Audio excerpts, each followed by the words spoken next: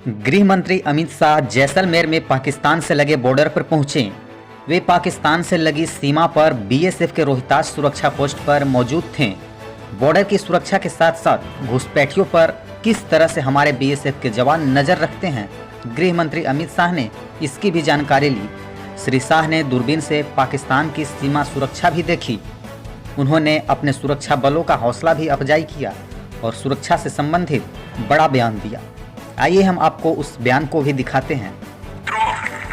मोदी जी के नेतृत्व में 2014 से देश की सीमाओं की सुरक्षा को एक अलग प्रकार की गंभीरता से भारत सरकार ने लिया है और जहां जहां पर भी सीमा पर अतिक्रमण करने का प्रयास हुआ, जहां जहां भी हमारे सीमा सुरक्षा बल या कोई सीएपीएफ के जवान पर घात करने का प्रयास हुआ, हमने तुरंत ही जवाबी कार्यवाही की है और हमारे जवान और हमारी सीमा दोनों को कोई हल्के से नहीं ले सकता। इसका उदाहरण भारत ने हमेशा पूरा करने का प्रयास किया है। जब उरी में हमला हुआ, पुलवामा में हमला हुआ और उसी वक्त भारत सरकार ने मोदी जी के नेतृत्व में एक मजबूत निर्णय करते हुए एयर स्ट्राइक और सर्जिकल स्ट्राइक कर उसका जो जवाब दिया, इसकी पूरी दुनिया पूरी प्रशंसा करती है। मित्रों, कोई भी देश तभी प्रगति कर सकता है, कोई भी देश तभी जाकर दुनिया में आगे बढ़ सकता है और कोई भी देश तभी अपनी संस्कृति को पनपा सकता है, फला फूला सकता है जब वो सुरक्षित हो। और आप देश की सुरक्षा सुनिश्चित करने वाले जवान हैं। पूरा देश आप पर गर्व करता है और भारत की सरकार के लिए मोदी जी के नेतृत्व में सीमा सुरक्षा का मतलब ही राष्ट्रीय सुरक्षा है। तो आप सदैव ये बात को याद रखिए कि आप सीमा की सुरक्षा कर रहे हैं, इसके साथ साथ पूरे देश को सुरक्षित कर दुनिया में अपना स्थान सुनिश्चित करने के लिए एक अच्छा प्लेटफॉर्म देने का काम भी आप कर रहे हैं।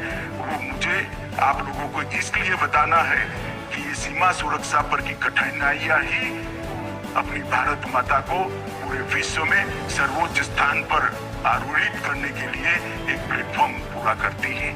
मित्रों, हमने कई प्रकार की नई तकनीकों को अपनाया है।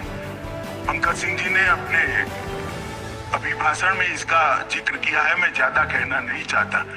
मैं बल को इतना ही आश्वासन देना चाहता हूं कि विश्व में उपलब्ध सर्वोच्च टेक्निक आपकी और सीमा की सुरक्षा के लिए सीमा सुरक्षा बल को उपलब्ध कराई जाएगी।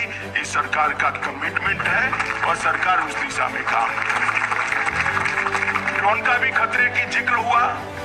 ड्रोन के खतरे को निपटने के लिए, ड्रोन प्रतिरोध प्रणालियां बनाने के लिए सीमा सुरक्षा बल, हमारा एनएससी और डीआरडीओ तीनों मिलकर प्रयास कर रहे हैं। हमारे वैज्ञानिकों पर मुझे पूरा भरोसा है, कुछ ही समय के अंदर हम स्वदेशी ड्रोन को कंट्रोल करने वाली प्रतिरोध प्रणाली बनाने में सफल होंगे और इसका भी हम तुरंत ही निपटारा करेंगे। मित्रों, अभी भारत सरकार ने ढेर सारे कदम आपके यहाँ जो जगह खाली है उसके लिए उठाए हैं। 50,000 जवानों की भर्ती का काम पूरा हो गया है, उनकी ट्रेनिंग चालू हो गई है और आगे पर भी हम इसको बढ़ाने के लिए निश्चित प्रयास करेंगे। मित्रों, सीमा की सुरक्षा के लिए, अच्छे इंफ्रास्ट्रक्चर के लिए सड़क निर्माण का जो बजट था वो 2008 से 2014 लगभग 23,000 करोड़ था और 2014 से 2020 तक नरेंद्र मोदी जी के प्रधानमंत्री बनने के बाद 23,700 करोड़ से बढ़ाकर 44,600 करोड़ का करा है। यही बताता है कि सीमा की सुरक्षा के अंदर इंफ्रास्ट्रक्चर पूरा करने के लिए नरेंद्र मोदी सरकार कितनी कटिबद्ध है। मित्रों, राजस्थान की लगभग 1070 किलोमीटर लंबी अंतर्राष्ट्रीय सीमा में भारत माला प्रोजेक्ट से राजस्थान में सड़कों का जाल बिछाया जा रहा है। पूरे देश में भारतमाला प्रोजेक्ट के तहत बनने वाली सड़कों से 24,800 किलोमीटर सड़कें बनानी है।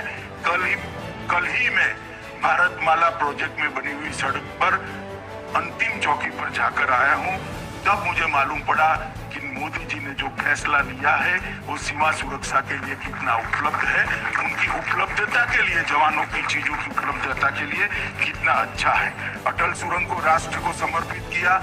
6 सालों से काम नहीं होता था, वो मोदी जी के समय में ही हुआ और लगभग 14,450 किलोमीटर रोड 2007 से 2020 तक बनाने का काम, सीमा के रोड बनाने का काम हमने पूरा कर दिया है और इसमें 7,270 मीटर लंबे पुल बनाए हैं। इससे आपको मालूम पड़ेगा कि किस प्रकार की लेवल से ये फैसले हो रहे हैं।